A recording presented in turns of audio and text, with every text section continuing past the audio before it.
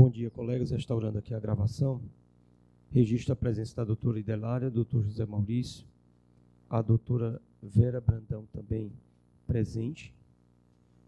Vossa Excelência está de férias, doutora Vera? Está não? Aqui então está errado. Então tem um errinho aqui no sistema que a gente vai verificar. Doutora Sheila, falta justificada em razão de problema de saúde. Acho que a doutora Sheila está igual a mim. Doutora Neves, presente. Doutora Magnólia, ausência justificada em razão de férias. Já temos 11? Então ótimo. Então temos quórum. Doutor Luiz Eduardo, ausente. Doutora Lúcia Gugel, presente. Doutora Vângela, presente. Doutor José Wilson, presente. Doutora Edneia, ausência em razão de férias. Doutor Firmino, ausência em razão de férias. Doutor Miguel Ângelo, presente. Doutor Francisco Osiete, presente. Doutora Aureni, ausente em razão de férias. Doutora Águida, ausente em razão de férias. Doutora Fátima Valente, ausência justificada em razão de consulta médica. Doutor José Raimundo Pinheiro de Freitas, presente. Doutora Nádia, ausência em razão de férias. Totalizando, portanto, 11 procuradores presentes no egrégio órgão especial, declaro aberta a sessão. E aí sim temos quórum, em razão de ter ocorrido um equívoco por parte do sistema em relação às férias da doutora Vera Brandão.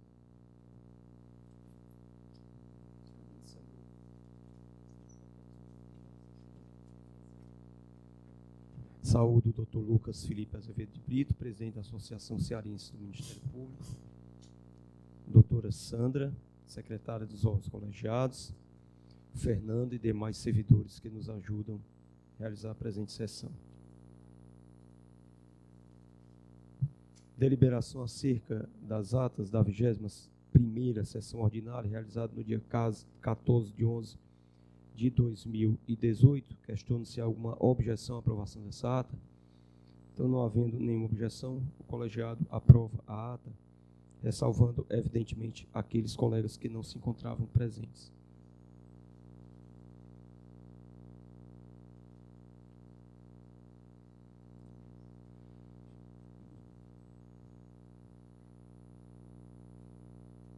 Tem duas atas?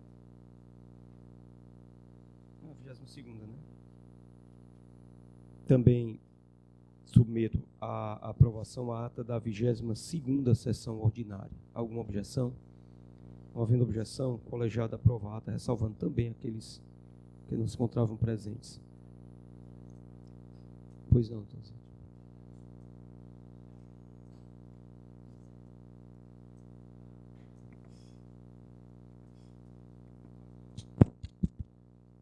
Senhor presidente, bom dia a todos. Bom dia. Era só para confirmar a alteração, doutora Sandra, foi feita, não é? Aquela alteração. Já tem alteração da questão da 22ª. Da emenda ao voto da relatora no processo da licença compensatória. Muito obrigado. Matérias, distribuição de processos para julgamento. Questiono a Vossa Excelência se dispensam a leitura dos processos para julgamento. Então, todos tomam conhecimento da distribuição de processos. Saúde do doutor Marcos Tibério. Bom, e já de antemão passo. Doutor Pinheiro.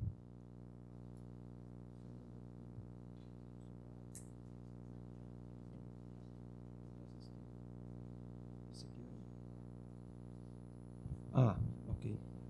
Não, as prioridades de julgamento, doutor Pinheiro, pensei que fosse Vossa Excelência, mas é o processo 11.466/2014, dígito 9. A relatora vista pediu a inclusão da matéria na pauta da 24ª sessão ordinária do dia 10 de 12 de 2018.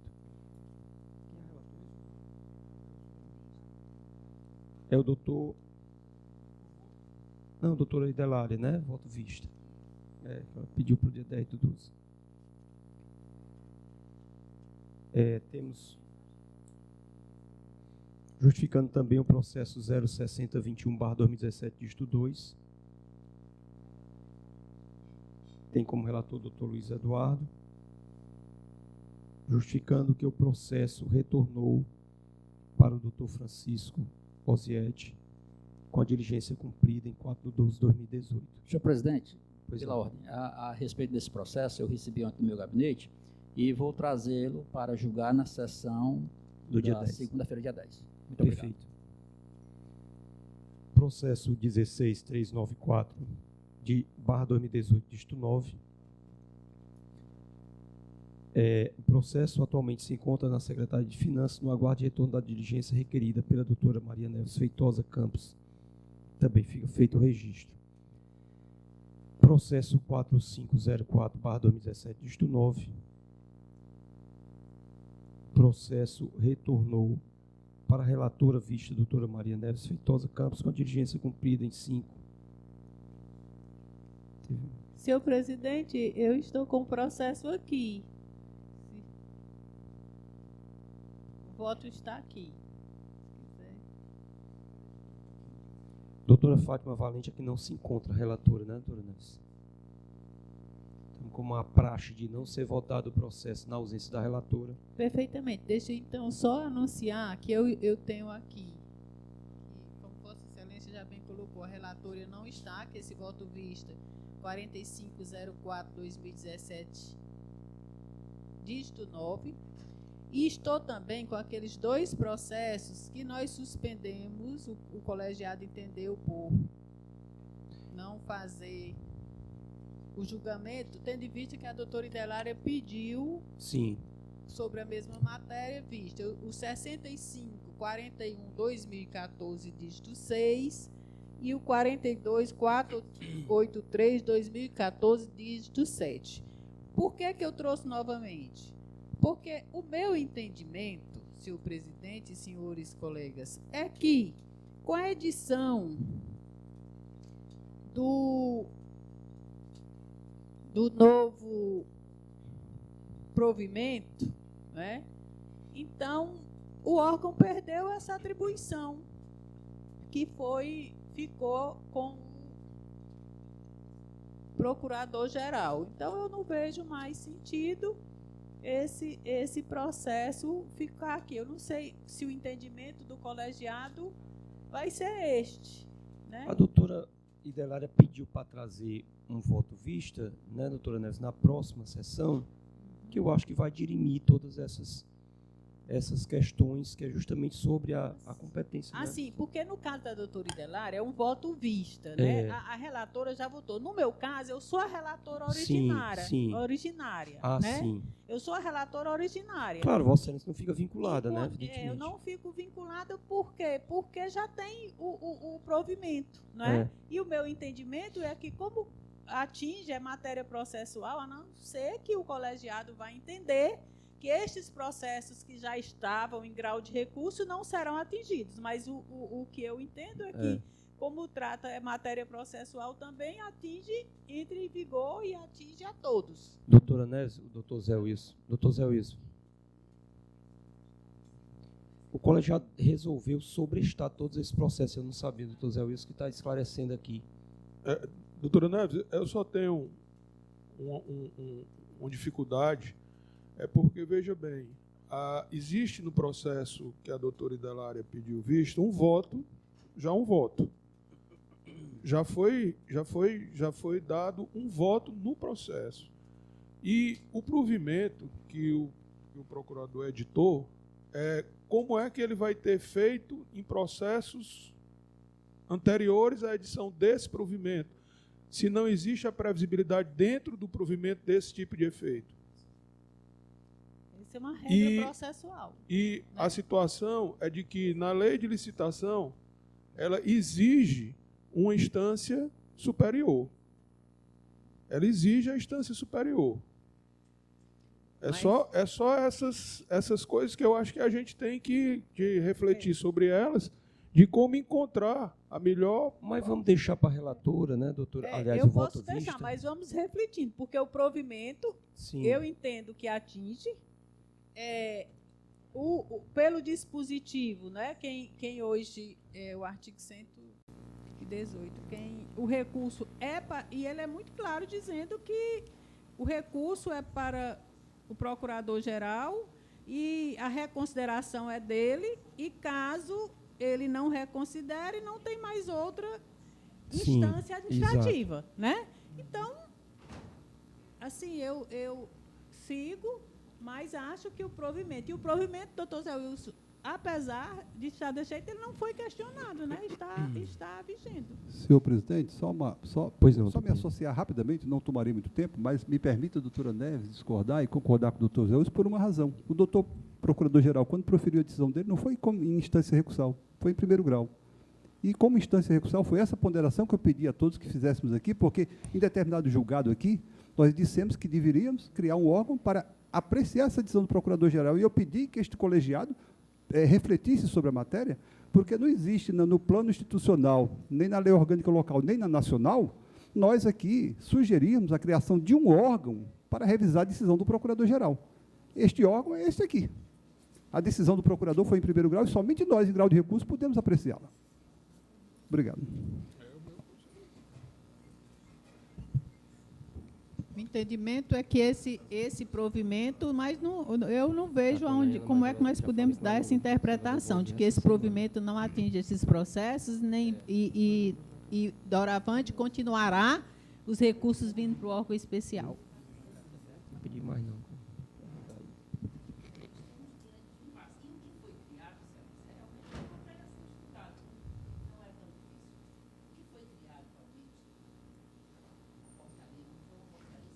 Um provimento.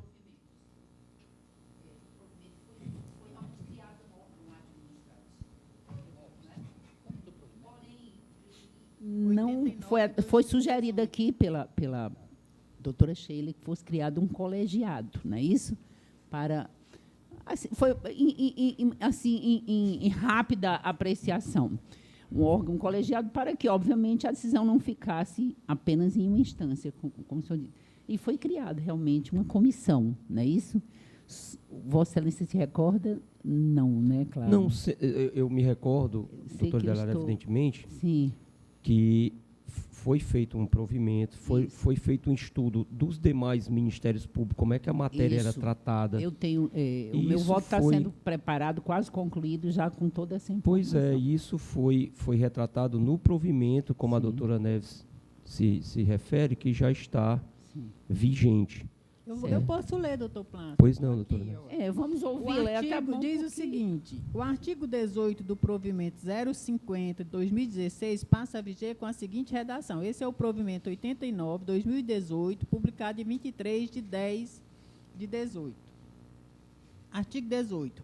Da decisão que aplicar sanções administrativas previstas nos incisos 1, 2, 3 e 5 do artigo 21, cabe recurso administrativo dirigido ao Procurador-Geral de Justiça no prazo de 10 dias, a contar da ciência da decisão nos termos do artigo 17. Parágrafo 1º. Da decisão que aplicar as penalidades previstas no inciso 4º do artigo 21, cabe pedido de reconsideração dirigida ao Procurador-Geral de Justiça no prazo de 15 dias, aqui está até 10 e por extenso está 15. A contar da ciência da decisão nos termos do artigo 17. Parágrafo 2º. Recurso previsto neste artigo, assim como o pedido de reconsideração previsto no parágrafo 1º deste artigo, terá efeito suspensivo automático. Parágrafo 3º, isso que eu chamo a atenção. Com a decisão do recurso ou do pedido de reconsideração, exaure-se a esfera administrativa. Quer dizer que o procurador ficava em grau de recurso apenas, né? Porque pelo provimento, quem dá a decisão é o secretário-geral, né, no normativo atual. E aí o recurso é para o procurador-geral e a reconsideração é para ele também. E está aqui dizendo que exaure-se. Entendeu, doutor? Agora, só... É porque não tem... A única diferença é que nos processos passados o procurador-geral não era instância recursal. Isso. É tanto que a norma agora, no meu modesto entendimento, esse provimento se aplica a todos os processos novos. o secretário-geral profere a decisão, o procurador-geral, instância recursal, encerrou-se. Nesse não, nesses passados não. Esse que está sob vista de Vossa Excelência, não. O procurador-geral funcionou em primeiro grau. O senhor entende Ele é o assim? primeiro grau. Nós somos a instância recursal. Essa é a minha compreensão. Nos passados, nós é que somos a instância recursal. Não temos como voltar ao passado, porque essa norma vai regular os novos processos, não esses que já foram julgados pelo procurador-geral. Agora, há uma norma. É um entendimento, porque Vossa Excelência está compreensão. entendendo, e eu já não entendo, porque aqui todas as regras gerais de processo, se não vier explícito, elas passam a viger imediatamente. Em razão do Código de Processo Civil. Aqui não faz nenhuma ressalva dos que Doutor Plácido, me permita posteriormente. Eu também gostaria. Colegas, eu só pediria venha para Eu gostaria de levarmos complementar. a discussão da questão para o dia 10 de dezembro, porque é quando a doutora Idelária pediu para trazer o processo, todos os processos estão sobrestados, e nós vamos, não tem nenhum problema, mas nós vamos estar discutindo a mesma coisa na próxima mas sessão. eu gostaria só de previamente deixar aqui para o doutor Pinheiro a ideia do que eu penso nesse momento. É que as normas processuais, como todos sabemos, elas passam a viger a partir do momento em que são publicadas. Então, como se trata, né, de um ato administrativo, uma norma processual, então há que se examinar. Eu também gostaria, doutor Excelência, eu gostaria de ouvir, por favor, as considerações dos colegas, que pode, inclusive, esclarecer, né, algo a mais sobre o voto que ainda está sendo gestado. Ok, né? só lembro que nós temos processo em pauta para serem julgados. Certo. Doutor Miguel Ângelo. Significa dizer que eu devo ser breve. Realmente temos muitos. Entendi a temos mensagem muitos. subliminar. Eu também tenho dois que eu quero entregar até. Pronto. Eu vou ser breve. Pronto, eu quero ouvi-los. A regra do processo é que ele entre em vigor de imediato. Isso. Pronto. Isso é uma regra básica do processo. Porém, toda regra necessita de uma interpretação. Isso aí não tem dúvida. Caso a interpretação e a aplicação dessa regra desencadeie numa ação ou um posicionamento teratológico, há de se rever a forma de interpretá-la. Com certeza. Neste caso, especificamente, nós teremos este problema como um emblema a ser estudado por qualquer aprendiz de hermenêutica. Isso. O que eu quero dizer? Eu não posso pegar um processo cuja a decisão já foi lançada por Vossa Excelência e deixar de aplicar a regra anterior a ser julgada por aqui e fazê-lo voltar atrás como se decisão não existisse, para que o secretário-geral dê o seu posicionamento e Vossa Excelência, que já emitiu o juízo de valor, fosse uma instância recursal. Então, não há outra forma, senão nós caminharmos com os dois procedimentos ao mesmo tempo. Os que já estão instaurados aqui no órgão especial e os para o futuro. Então, apenas isso. Essa regra só serve para os novos procedimentos. É o que o doutor Pinheiro está esposando também, né? E o doutor Complementando, se me permite, e com os que já foram, todos os processos em que Vossa Excelência já proferiu o julgamento, na minha modesta compreensão, eles terão que ser deslindados aqui neste colegiado. Como bem colocou o doutor Miguel, eu não posso pretender que esses processos retornem como se decisão do procurador-geral não existisse. Obrigado. Muito obrigado, Excelência. Pronto. Evidentemente, nós temos que ter muito cuidado, porque uma boa parte desse processo desaguará no Poder Judiciário, né? Então, temos que nos acautelar para que a nossa decisão seja a mais acertada e a mais justa, acima de tudo. Bom, então vamos abrindo a pauta de julgamentos. Nós temos o processo 40942/2015, dígito 1, sob a relatoria da doutora Francisca Idelária Pinheiro Linhares, Vossa Excelência. Esse aqui está com a é palavra. muito rápido, eu estou submetendo a decisão do colegiado, uma decisão monocrática do relator, compreendendo a antecipação de tutela, apresentação de liminares, designação de diligências essenciais, bem como declaração de perda de objeto, viu? Não conhecendo a promoção de arquivamento, submetendo ao colegiado. Trata-se de processo, como Vossa Excelência já fez referência ao número, com pedido de reconsideração da doutora Iertes Meire Gondim Pinheiro, então secretário das promotorias de juizados especiais civis e criminais, no sentido de que fossem revistos os critérios adotados para a escolha dos componentes da turma recursal dos juizados especiais da Fazenda Pública. Para a solução da questão, o doutor Procurador-Geral de Justiça encaminhou minuta de resolução ao órgão especial em 12 de janeiro de 2017. A Comissão Permanente de Assuntos Jurídicos e Institucional manifestou-se favoravelmente à aprovação da minuta, por ocasião da 14ª sessão ordinária do órgão especial do Colégio de Procuradores, acolhi a sugestão do doutor corregedor do Ministério Público, doutor José Wilson Salles Júnior, para que o processo voltasse ao Procurador-Geral em razão de novos estudos que estavam sendo realizados sobre a atuação das promotorias de juizados especiais.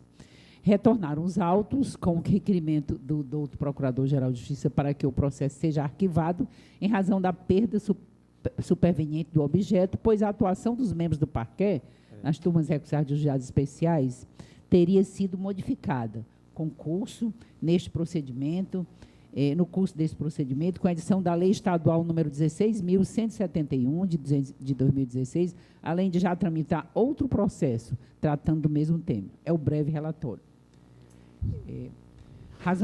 Alguma pergunta? É o breve relatório. Submete o relatório pode submeter a apreciação. Havendo interessado em discutir, retorna a palavra a Vossa Excelência. Então, com efeito, quando o processo em tela foi deflagrado, a interação da doutora Iertes Meire Gondim a intenção era modificar a atuação dos promotores de justiça junto às turmas recursais dos juizados especiais da Fazenda Pública, a qual estava vinculada os promotores de justiça dos juizados especiais civis e criminais, por força da Resolução 027 de 2015, quando a interessada entendia que seriam melhor desempenhadas se ficassem a cargo dos integrantes com atuação junto às varas da Fazenda Pública. Ocorre que a Lei Estadual 16.176, de 2016, passou a regulamentar a matéria nos moldes do pretendido pela interessada. Verbes, artigo 3º. Em cada turma recursal do juizado especial da Fazenda Pública, funcionará pelo menos um promotor de justiça, com atribuições funcionais para atuar em todos os processos em que houver interesse público dentre os promotores de justiça, com atribuições para atuar perante as varas e juizados especiais de Fortaleza. De mais a mais, tramita nesse colegiado também, sob minha relatoria, o processo número 13.067, o qual, dentre outras propostas, pretende que seja designada uma promotoria de justiça específica para atuar junto à turma recursal dos juizados especiais da Fazenda Pública, aperfeiçoando a previsão legal contida na citada lei.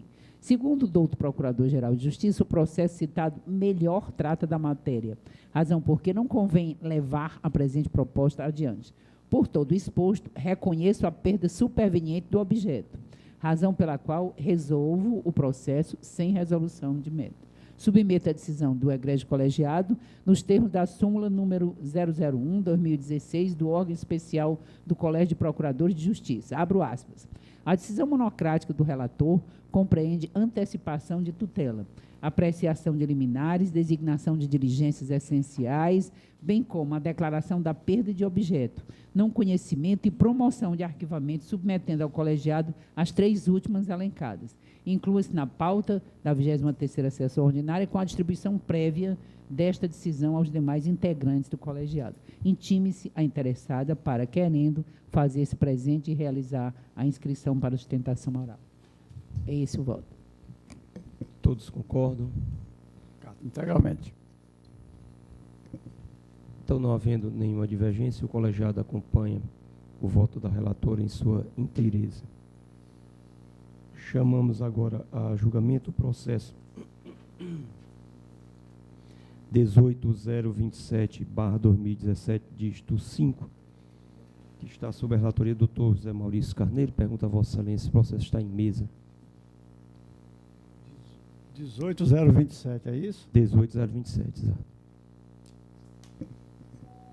Ok, senhor presidente, vou só localizar aqui o voto. Fique à vontade, doutor Maurício.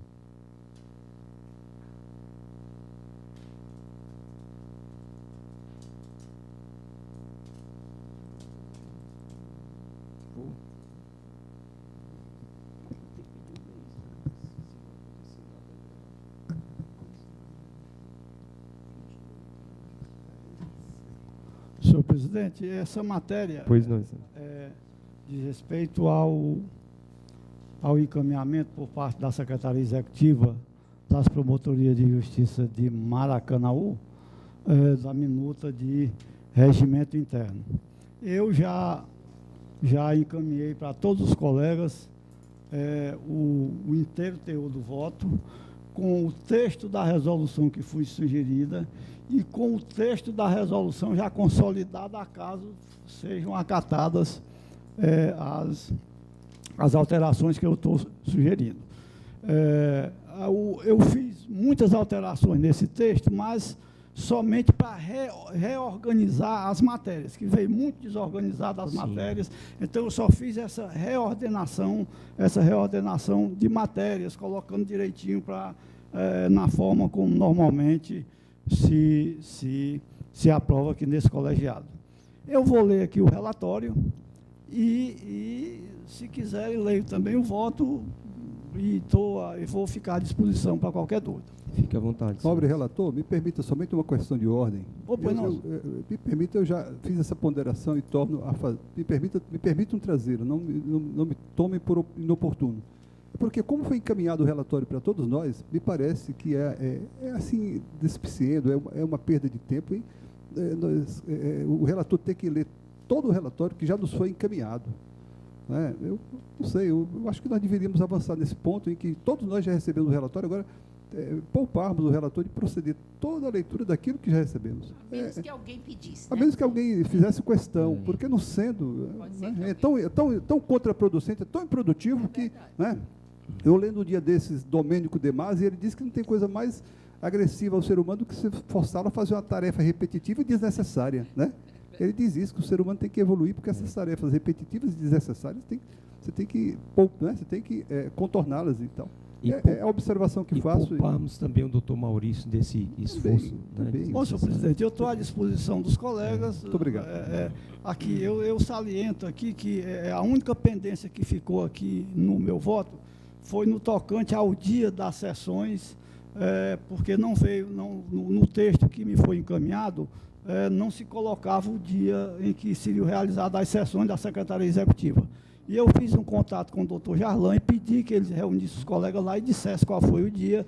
E ele, então, me passou aqui uma mensagem por e-mail, dizendo que a sugestão lá dos colegas é de colocar as reuniões da Secretaria Executiva para a primeira segunda-feira de cada mês. Sim. Então, é a única coisa que está faltando aqui que eu vou inserir. E, no mais, como eu mandei o texto, mandei inclusive o texto consolidado, não fiz nenhuma alteração que não fosse para reordenar as matérias dentro do texto, eu fico à disposição, se alguém tiver alguma dúvida, eu posso esclarecer. O voto de Vossa Excelência também já está no plenário virtual, não está?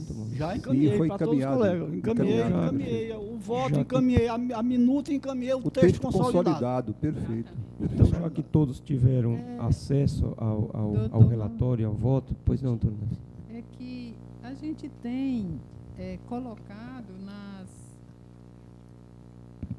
composição das secretarias, doutor Maurício, os estagiários. Pronto, não tem problema. Na verdade, foi uma ideia bem interessante e eu só vim me perceber aqui na última sessão, quando essa matéria foi tratada. Então, por isso, eu concordo plenamente em alterar o texto aqui na parte da composição das secretarias, até porque existe essa possibilidade de daqui para frente também a participação dos estagiários. Isso aí não tem nenhum problema, doutor Neves, eu acato integralmente.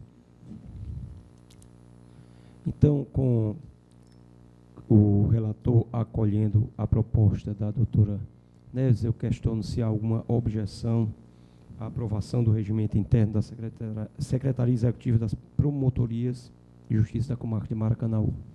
Nenhuma objeção, Excelência. Não há. Eu louvo, inclusive, a sugestão dada pelo doutor Pinheiro para otimizarmos essas sessões com essa possibilidade de que o procurador que não teve a oportunidade de ler, de ler o voto virtual, possa pedir, claro, obviamente, sugerir, requerer que seja lido outra vez.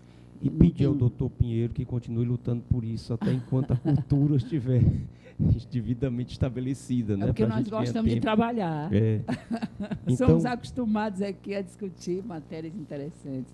Então, o relator ressaltou aqui a necessidade de fazer duas únicas alterações no voto que está no plenário virtual, quanto à reunião, né, doutor Maurício, que é às segundas-feiras, e a questão dos estagiários. Não havendo nenhuma objeção, o colegiado acolhe o voto de Vossa Excelência em sua inteireza, aprovando o regimento interno da Secretaria Executiva nos termos propostos. Doutor Plácido, Pois não, doutor Zé. permita-me. Indaga a Vossa Excelência da possibilidade de ser expedida uma recomendação por Vossa Excelência, e talvez até conjunta, Vossa Excelência com a Corregedoria, no sentido de que os secretários executivos das mais diversas promotorias que ainda não enviaram a proposta de regimento interno, Sim. que possam se espelhar nesses diversos regimentos internos que estão sendo paulatinamente publicados no Diário Oficial do Ministério Público. Porque isso faria com que nós ganhássemos um tempo enorme na discussão dessa matéria.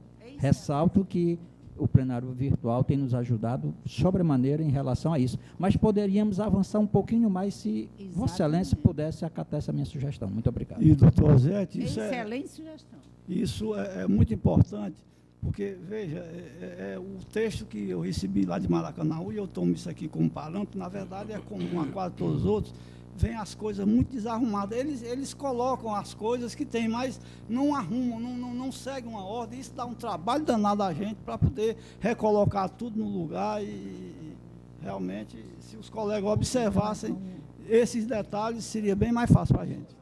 Então, é como o meu aprendizado de inglês. Eu sei bem as palavras. Agora, na hora de organizar as frases é que é difícil. Mas essas sugestões foram excelentes também para eu otimizar, também, né? doutor Padronizarmos, Zete, né? acho bastante eu acho bastante produtiva a ideia de Vossa Excelência, inclusive o doutor José Wilson já aprofunda um pouco no sentido da corregedoria encaminhar até já um esqueleto, né, um modelo para ser seguido. Acho que a gente poderia imaginar aqui a criação de um padrão mínimo, entendeu? Que teria que ser comum a todos. E as especificidades de cada um é que seria a alteração, porque já teria o texto Isso, básico. hoje estamos todos Pronto ali, você só iria... agilizar o nosso trabalho. Então, está aprovado. Bom. Entraria uma sugestão básica. Está acolhida, doutor Zé, a sugestão de Vossa Excelência e agradeço. Né? Aqui com o doutor Zé Wilson trabalhar uma forma de uniformizarmos esses regimentos internos e facilitar realmente esses julgamentos. Então, aprovamos com as emendas, Excelência? Sim, aprovamos. Com as emendas sugeridas, né? Doutor presidente, Pois não, eu doutor queria Maurício. só pedir a permissão a Vossa Excelência e aos colegas. Eu queria só, apesar de não constar da pauta, mas não é processo decisório, eu só queria dar ciência de um despacho que eu proferi nesse processo. Esse processo é um processo que foi encaminhado a mim como relator por Vossa Excelência, no que diz respeito àquela matéria as permutas entre membros de ministérios públicos de diversos estados. E como Vossa Excelência me encaminhou o memorando aqui solicitando a devolução. Exatamente. Aqui, Sua Excelência José Maurício Carneiro, relator, em face da competência prevista no artigo 2632, combinado com o artigo 31.2, a linha C da Lei Complementar Estadual 72/2008, e ratificando o entendimento do egrégio colegiado exarado na 21ª sessão ordinária ocorrida em 28 de 11 de 2018, solicito os prestes de Vossa Excelência a fim de retirar da apreciação do órgão especial do Colégio de Procuradores a proposta de projeto de lei apresentada por meio do memorando 089/2018, autuado no processo administrativo número 31085/2018, dígito 4.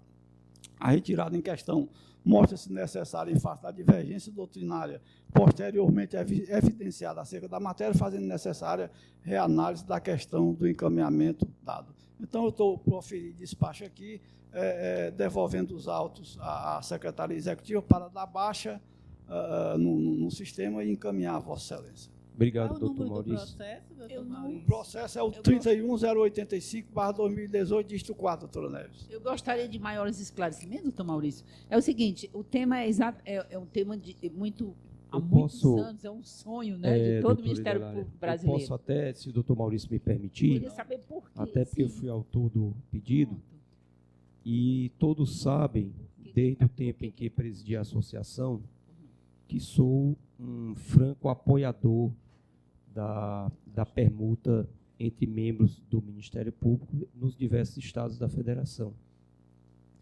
O que ocorre, doutor Idelária, é que o Conselho Nacional regulamentou a permuta e o próprio Procurador-Geral da República ingressou com uma ação de inconstitucionalidade no Supremo Tribunal Federal.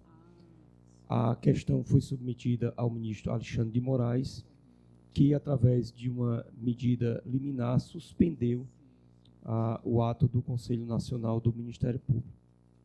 A permuta, ela só pode ter concretude se todos os estados falarem a mesma língua. Não adianta nós do Ceará regulamentarmos uma permuta para outro estado que não tem uma regulamentação da permuta. Então, o colega vai sair daqui para ir para onde, né?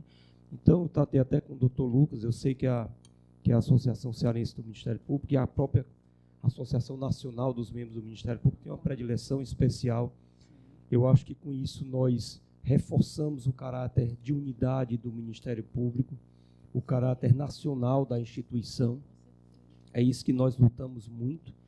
Inclusive a última decisão do Conselho Nacional quanto ao reajuste dos nossos subsídios seguiu esse mesmo parâmetro, ou seja, não pode o Ministério Público de Roraima ganhar X, o Ministério Público de São Paulo ganhar Y e o Ministério Público do Maranhão ganhar Z. Existe o caráter unitário da instituição e o caráter nacional que precisam ser respeitados. Creio até que a permuta, doutor Idelária, seja um passo que nós não poderemos retroceder. Mas precisamos primeiro resolver, porque é muito desconfortável no âmbito jurídico, nós regularizarmos uma coisa que o Supremo determinou a suspensão e que pende ainda um julgamento da corte mais alta do país, Corte de Justiça mais alta do país sobre isso. Sábado eu estava conversando informalmente com o desembargador Gleides e tratávamos da questão de concurso nas instituições, porque ele me falava que recente concurso da magistratura, que já saiu um bom número de magistrados, porque o concurso hoje ele já é de âmbito nacional, né? Os chamados concurseiros, né? sem querer usar o termo de forma pejorativa, evidentemente que eu já fui um deles, né? Mas as pessoas, quando estão fazendo concurso na área jurídica, elas vão para todos os estados da federação e continuam tentando no seu estado de origem, e faz com que nós tenhamos essa sazonalidade, né, digamos assim, de candidatos. Hoje a estrutura do Judiciário, do Ministério Público está completa, amanhã não está mais, e daqui a pouco, todo ano, a gente tem que fazer um concurso, é algo extremamente dispendioso e também traz algumas questões muito difíceis, que é a própria cultura das pessoas que vêm para cá para se adaptarem, né, ao Estado. Então, a ideia é a gente poder ter essa permuta e espero logo mais, doutor Maurício, retornar novamente com esse processo, com esse entendimento já sedimentado no Estado, né, doutor Lucas? Eu acho que espero que nós estamos trabalhando nesse sentido, né, inclusive já fomos ao Supremo tratar desse assunto, né, nossas associações também estão batendo nisso. Agora, claro, existem muitas questões que precisam ser dirimidas, né, não se pode fazer uma permuta. E eu acho que o Conselho Nacional fez muito bem, sabe, doutor Lucas? Não, aquelas dúvidas que se tem, um promotor de Fortaleza vai permutar com do Rio Grande do Norte para ir para o interior, ou vem passando na frente de todos. Então, isso tudo já foi disciplinado pelo Conselho Nacional quando da sua resolução, que eu acho que ficou muito boa. Mas, lamentavelmente, o ministro Alexandre achou por bem suspender e esperamos que logo ele leve a plenário essa questão e esclareça de uma forma absoluta tudo. O Conselho Nacional de Justiça está também na iminência de aprovar essa permuta entre magistrados, né? Então, nós esperamos que todos caminhemos para a solução pacífica dessa matéria no âmbito do Ministério Público e da Magistratura Nacional. Por isso, a razão de ter retirado em face dessa, digamos assim, desse momento de incerteza, de instabilidade quanto à questão jurídica que está sendo discutida nessa matéria. Doutor Plácido, eu confesso que eu não... E o doutor Lucas também pode responder. No caso, nós temos o Ministério Público do Distrito Federal. Né? E aí, poderia haver essa permuta do Estado federado, né, federado? Ele entra também, doutora Neves, porque pela decisão do CNMP, se, por exemplo, o CNJ regulamentar o que é que as associações estão trabalhando, estamos aguardando a definição lá no CNJ, que deve ser até o início do próximo ano, e acreditamos que com essa conclusão o Supremo deva dirimir a questão no âmbito do Ministério Público. Pela resolução do CNMP, que ela está muito boa, está muito detalhada, os promotores e procuradores do DF entram também na permuta porque as atribuições deles são idênticas às nossas, né? Só não entrariam os colegas do MPF, do MPT e do MPM, porque aí a matéria é diferente. Né? Porque é isso que eu fiquei na dúvida. Como eles são servidores federais, né? Mas têm as mesmas atribuições do Ministério Público Estadual. A estrutura é a mesma, né, do MPDFT e dos demais estados. Obrigada. Pedindo todas as vênias aos colegas que acham que isso é algo normal, natural, e eu peço mesmo, de verdade, eu pensei que não veria esse tipo de absurdo, não alcançaria, na minha muito modesta compreensão. Pensei que não alcançaria, né, no meu pouco tempo de existência, esse tipo de absurdo. Mas isso foi objeto aqui de risos, né? Pronto. Uma tese. Isso é ótima, a evolução. Mas eu lembro aos senhores o seguinte, como sou mais antiga, existe ainda no Estado do Ceará e nos estados brasileiros, no Código do Ministério Público, no Código do Servidor Público, a possibilidade de um membro de um concursado, né, do Estado prestar serviço em outra entidade da federação. Inclusive, levando em consideração, eu conheço casos de pessoas que fizeram um concurso aqui, foram aprovadas, trabalhavam como servidores públicos, e o marido foi promovido para outra cidade e foi, com muita naturalidade, foi colocada à disposição daquele Estado em outra instituição equivalente, trabalhava, cumpria deveres. Tem também o direito constitucional que prevê as necessidades de se privilegiar a família, né, o contato, né, dos familiares. Então, quando se trata de pessoas que casam, né, nesse caso, né, a família é protegida pela Constituição.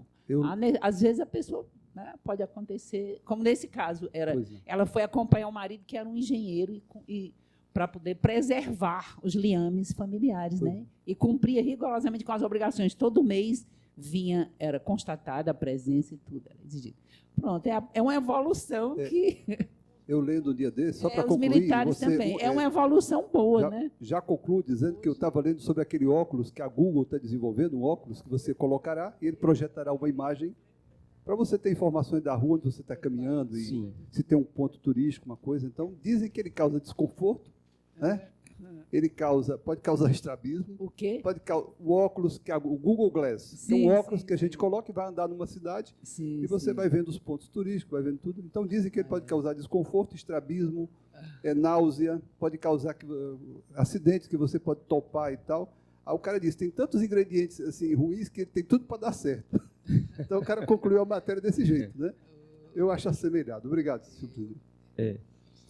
Inclusive, eu acredito, doutor Pinheiro, que seria muito bom no futuro nós temos um concurso nacional que fosse regulamentado pelo Conselho Nacional de Justiça ou pelo Conselho Nacional do Ministério Público, para não precisar cada estado estar fazendo concurso.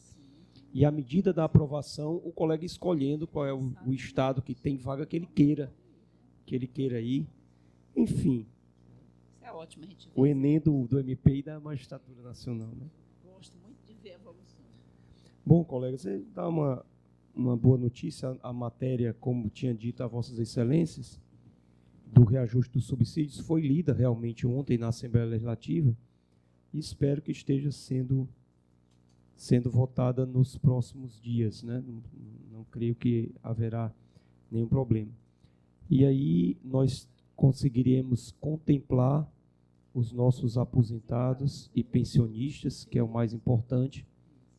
Primeiro, com esse grande presente de Natal, que é o reajuste do subsídio deles, né, que o nosso já foi reajustado através da medida administrativa. Segundo, é que, como todos sabem, e aí foi a nossa, como já foi dito aqui na sessão de segunda, a nossa amargura e dificuldade foi porque o 13º incide sobre o salário de dezembro. Então, todos nós teremos já um 13º reformulado, já teríamos, com um novo padrão de subsídio, e os nossos aposentados e pensionistas também terão este segundo presente de Natal, que eles não tinham nenhuma coisa nem outra, né, terão também o 13º. Excelência, só uma pergunta, desculpe, mas quando se tratava do auxílio moradia, nós não tínhamos, né? Sim. Não era, no 13º nós não tínhamos, né? Não. Pois é, então não houve tanto O prejuízo. auxílio moradia sai, mas mesmo assim nós teremos um Nós ganho vamos ter agora real no salário de dezembro em face do aumento que proporcionou ao 13º. E foi muito obrigada pelo objetivos.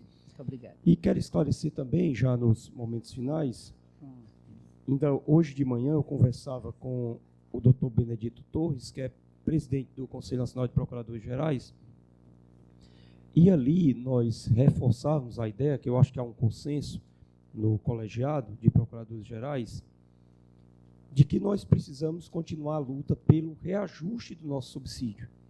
Nós não podemos aceitar que nós tenhamos uma perda remuneratória como tivemos agora. Claro que houve a tentativa de compensar o auxílio moradia, mas mesmo assim está acarretando prejuízos.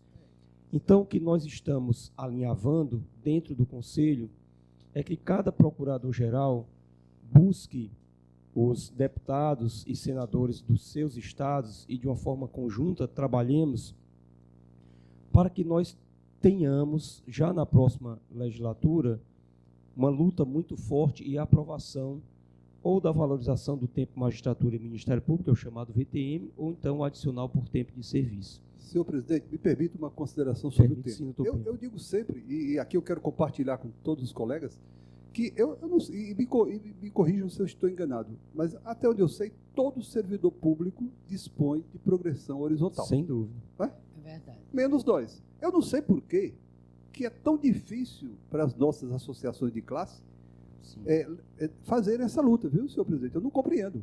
Sim. Já me disseram que é porque elas não têm interesse, porque elas estão compostas por uma grande... Nós temos um grande número de colegas muito jovens que não se interessam pelas verbas de tempo de magistratura e de Ministério Público. Se for assim, seria uma visão muito míope, porque nós estamos todos caminhando para crescermos, para nos tornarmos mais... na nossa idade. Então, quanto mais velho, mais precisamos de dinheiro. Eu nunca vi, eu digo isso porque eu nunca vi uma associação de classe erigindo essa bandeira, de dizer, olha, as três únicas carreiras que não têm a progressão horizontal somos nós. Porque o nosso técnico ministerial, o nosso analista, todo mundo a cada ano implementa 1%. Né? As prefeituras do interior, né, todas têm, nós damos pareceres frequentes, né? E tivemos, viu, doutor Pinheiro? Sendo anual, todos serão beneficiados. A maior cautela, doutora Idelária, porque esse ano foi um ano muito difícil, como todos sabem, em face da situação, tudo que aconteceu. Mas todo ano nós conseguimos agora quitar, doutor Pinheiro, foi final de novembro, salvo engano, exatamente essa promoção dos servidores que todo ano tem, que é coisa de 1 milhão e tantos mil reais a cada ano, faça chuva ou faça sol, você tem que disponibilizar esse recurso. Mas viu, doutor Pedro, o que eu sinto é que a CONAMP é uma árdua defensora dessa... Agora, o momento político no Congresso Nacional, dessa legislatura que se acaba agora esse ano, realmente foi muito desfavorável ao Ministério Público como à magistratura, né? Nós esperamos que... Porque eu acredito que nós tenhamos uma moeda de troca que seja uniformizar os vencimentos, os ganhos de Ministério Público e magistratura no Brasil. Eu acho que esse é o caminho mais correto e moralmente aceitável para acabar o que eles chamam de penduricalhos, né? Penduricalhos, que a gente é tanto alvo de críticas da sociedade. E outra coisa, do que eles chamam de penduricalhos também não tem fim. Eu estava lembrando aqui segunda-feira doutor Pinheiro, pessoal, nós tivemos um incremento, que eu até brinco com o presidente Lucas. Eu disse, a mamãe sempre explica isso, que bocado comido, bocado esquecido, né? Então, nós tivemos um esforço fenomenal para trazer um ganho real para os promotores e procuradores de justiça, que foi o abono pecuniário de férias, né? Você poder vender 20 dias de férias agora, esse ano, é um incremento real no exercício financeiro de todos nós, mas ninguém festeja, ninguém fala mais nisso, porque já foi concedido, né? Então, assim são todos os reajustes, os auxílios. No dia que se concede, e eu falo isso para o futuro, isso vai ter que ter um limite. No dia que se concede, tem um festejo, já no outro dia ninguém se lembra mais. E é por isso, doutor Maurício, que está lá, o doutor Lucas bem sabe, é por isso que o Congresso Nacional confeccionou um monstrengo, né, que tem como escopo isso, eles têm eles na realidade, o escopo não é esse, mas eles justificam que é por causa disso, que é a matéria do projeto de lei extrateto que está lá, maduro para ser votado na Câmara. Então, ele vem estabelecendo balizas para todas essas verbas que não constituem salário, que são natureza indenizatória, para ter tanto um limite de teto, como para ter um limite de existência também, né? Para ter um limite de existência. Então, aí a gente vai correr o risco de ter uma série de ganhos, digamos assim, compulsados em razão de uma possível aprovação que já melhorou muito, né, doutor? Não sei se o senhor concorda comigo, já melhorou muito antes do doutor Pinheiro. Eles queriam, e o que nós dizíamos lá, então vamos voltar, vamos fechar o Ministério Público, vamos para casa, porque eles queriam colocar terceirizados na rubrica de pessoal, aposentados, pensionistas, nós só temos 2% de limite pessoal. Se você joga terceirizados e tudo o mais que temos aqui, você ia para estourar até para 3%, em alguns casos até 4% em alguns estados, inviabilizando completamente os trabalhos do Ministério Público. Então, é todo dia essa agonia, essa luta, e eu acho, doutor Lúcio, como eu vinha dizendo, eu acho que quando nós estabelecermos o adicional por tempo de serviço, da forma como tinha outrora, e um reajuste todo ano, né? Nós temos, estava dizendo, doutor Lucas, todo ano recomposição, como o doutor Zé Wilson sempre me lembra, recomposição salarial. Porque todas as categorias, agora eu vou fazer minhas partes, doutor Pinheiro, no outro sentido, todas as categorias têm uma recomposição. Exato. E é previsto constitucionalmente. Então, aí nós não vamos mais precisar lutar por auxílio paletó, auxílio isso, auxílio aquilo, e vamos ter nosso salário e acabou, se vamos poder trabalhar. São estratégias de trabalhar de uma forma, mas que tem uns títulos muito indecentes. Né? E é o que é mais cruel, doutor Lidelário. Os títulos não são bonitos. Nós vamos restaurar o direito do colega poder se aposentar. Porque hoje nem se aposentar se pode mais. Isso é de uma... E o pior do penduricário, excelência, é o custo moral. É o custo moral. Esse é impagável. As críticas da sociedade. É o custo moral, sem dúvida. A gente próprio fica assim, inibido de dizer o nome de uma recomposição que é justa. Ela não é justa, legal, constitucionalmente e legítima. Doutor Plácido, me permita participar um pouco dessa discussão. Na linha do que externou o doutor Pinheiro, e também Vossa Excelência, eu me refiro especificamente à conversão de 10 dias de férias, e como nós temos 2, são 20 dias, eu penso que os direitos de todos os trabalhadores, de todas as classes, seja na iniciativa privada, seja nas instituições, devem ser idênticos, né? Então, a CLT, salvo engano, é de 1943, salvo engano, ela prevê, desde a época em que foi promulgada, a possibilidade de que o trabalhador na iniciativa privada também possa converter 10 dias das suas férias. E ela é um avanço em relação aos nossos provimentos, porque aqui na época do doutor Ricardo Machado foi editado esse provimento, e Vossa Excelência veio e ampliou.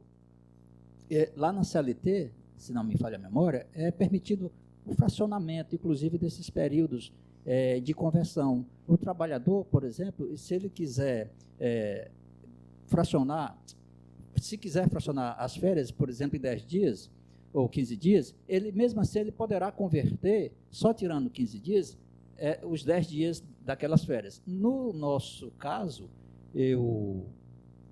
em 2017, ano passado, foi exatamente, eu tinha 29 dias de férias, porque eu havia tirado um único dia e havia, por questão de trabalho, né, pedido a suspensão das férias. As férias foram suspensas, ressalvadas para gozo oportuno, e quando chegou a época do gozo oportuno, dos 29 dias, eu pedi a conversão de 10 dos 29 dias, foi indeferido.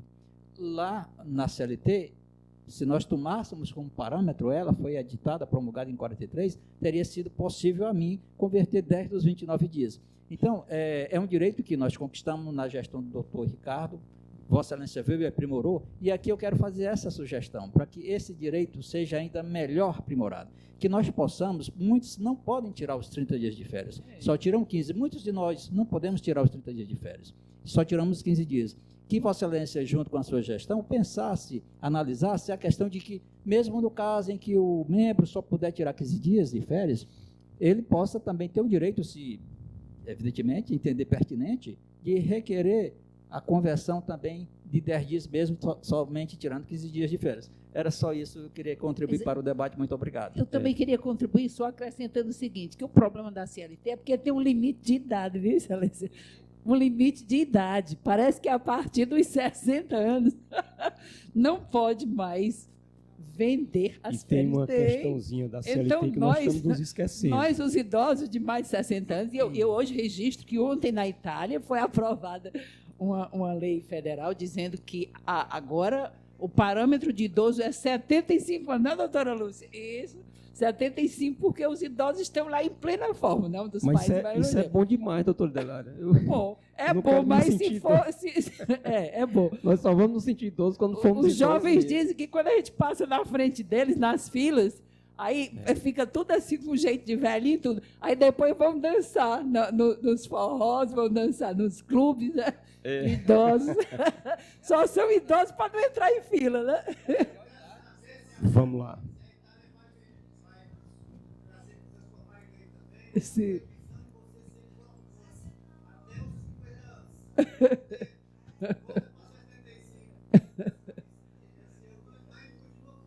Né? Mas eu faço só aqui para dar leveza, mas com relação ao eu faço uma ressalva. Não, é uma idade que pode ser uma boa, mas não é a melhor não, doutor. A saúde já não é a mesma, viu? Eu faço só uma ressalva porque a CLT... Da sabedoria, né? O empregado, ele, evidentemente, ele tem uma manifestação de vontade.